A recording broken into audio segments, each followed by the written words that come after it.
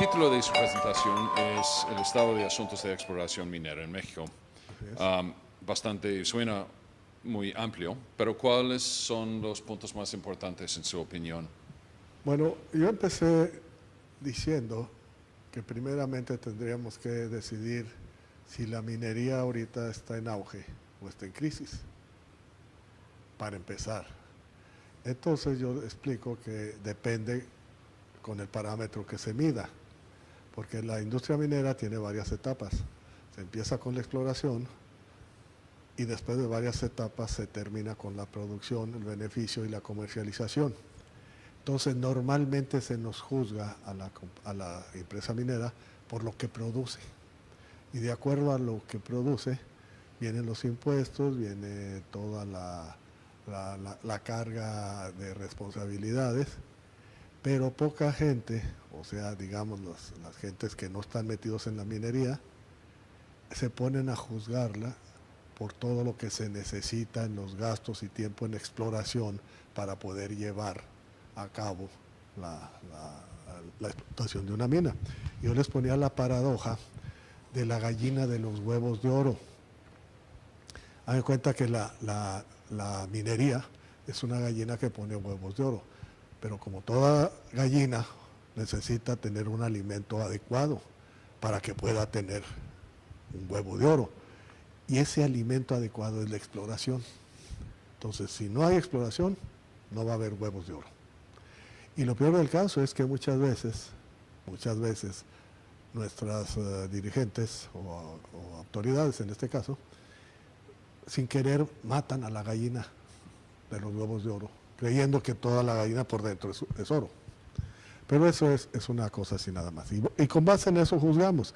Si la minería la juzgamos con base en la explotación, entonces la balanza entre si está en auge o si está en crisis es muy equilibrada, porque depende de factores normalmente ajenos al país o ajenos a factores de los cuales la industria minera realmente no tiene mucho. Los mercados de minerales. Mercados como el precio, el mercado, de accionistas, pero donde sí tenemos que influir mucho es en la exploración. Hacer énfasis que si no hay exploración, no va a haber minería en el futuro. Y aparte, de cada 1000 proyectos, solo uno funciona. Ser una mina. Entonces, la exploración ahorita, la balanza está completamente cargada hacia la crisis en el aspecto de exploración. La razón, no hay dinero para explorar, no hay dinero de riesgo ahorita. Por eso la exploración es nula. Esperamos que está cambiando, ¿no? Poco a poco ahora. Yo creo que ya estamos subiendo de nuevo. Mira, sin exponer sus mejores secretos, digamos, pero desde un punto de geofísica, ¿dónde está el potencial más grande? ¿En qué parte de México? Bueno, para los próximos. Yo considero que la mayor parte del territorio tiene, dependiendo de lo que busquemos.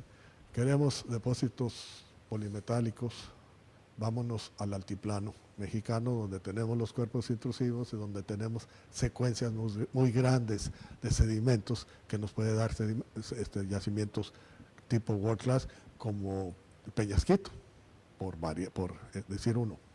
Si queremos sulfuros masivos, volcanogenéticos tipo Curoco, pues vámonos a Guerrero. En Guerrero tenemos también muchas posibilidades de encontrar ese tipo de depósitos, como Campo Morado, como el Rey de Plata. Si queremos depósitos de uranio, pues tenemos que irnos a Chihuahua, tendremos que irnos a Sonora, tendremos que irnos a Durango, en donde tenemos condiciones geológicas para... Ahora, cobres porfídicos, pues Sonora, definitivo. Documentos epitermales, yacimientos epitermales, pues tenemos la Sierra Madre, tenemos también parte del altiplano, donde tenemos derrames. O sea, en otras palabras, dime qué mineral quieres encontrar y yo te encuentro el ambiente adecuado en México. Somos ricos en cuestiones. En su opinión, ¿cuáles son los más grandes problemas o impedimentos de una exploración responsable a los recursos minerales de México ahora y posiblemente que estamos enfrentando en el futuro? La pregunta es intencionalmente abierto, puede ser social, político, financiero, Bueno, lo que quiere sacar. tenemos varios problemas que nos están frenando una explotación. Uno de ellos es la incertidumbre sobre la tenencia de la tierra. Las concesiones mineras las gobierna, obviamente, el ámbito federal para darte la concesión, pero se ejecuta en un medio en donde ya el gobierno federal no interviene, intervienen los gobiernos municipales y los gobiernos estatales, y generalmente no se preocupan en resolver los problemas. Pongo un ejemplo. En Estados Unidos, para darme un permiso para explorar y abrir una mina, posiblemente me tarden 6, 7 años. Pero cuando me lo dan, ya no hay nada que me detenga, para nada. Si ya me dieron ese permiso, yo ya tengo todas las responsabilidades que el gobierno me da para que yo cumpla con esa concesión que me da. Aquí en México no.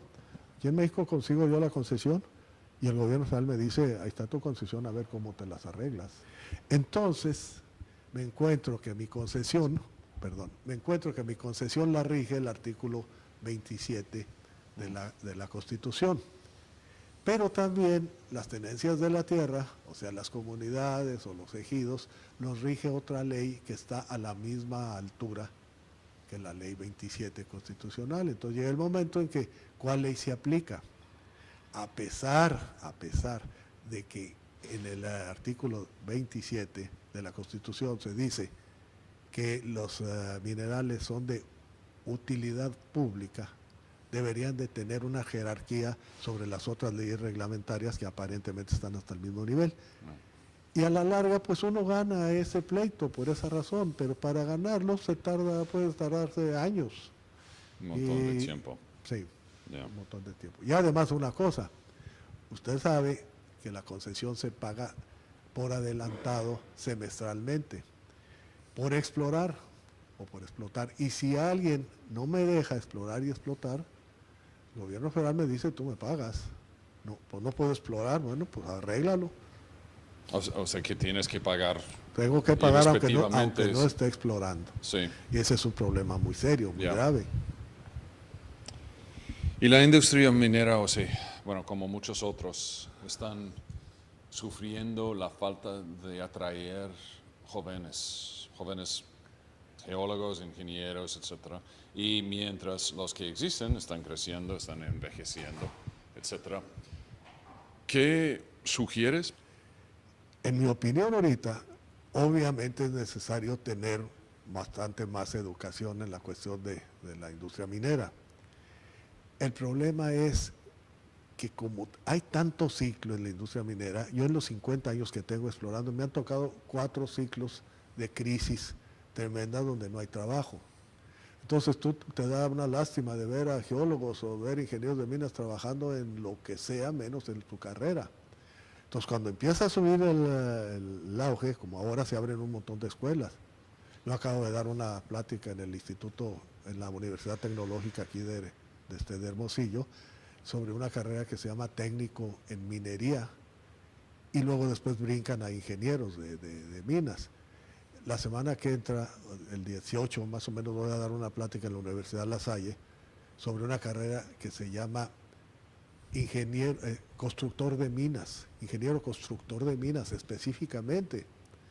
Entonces, pues lo único que nosotros podemos hacer los viejos es pasarles la experiencia que por muy tontos que seamos en 50 años lo que hemos vivido, obviamente sabemos resolver muchos problemas porque los vivimos.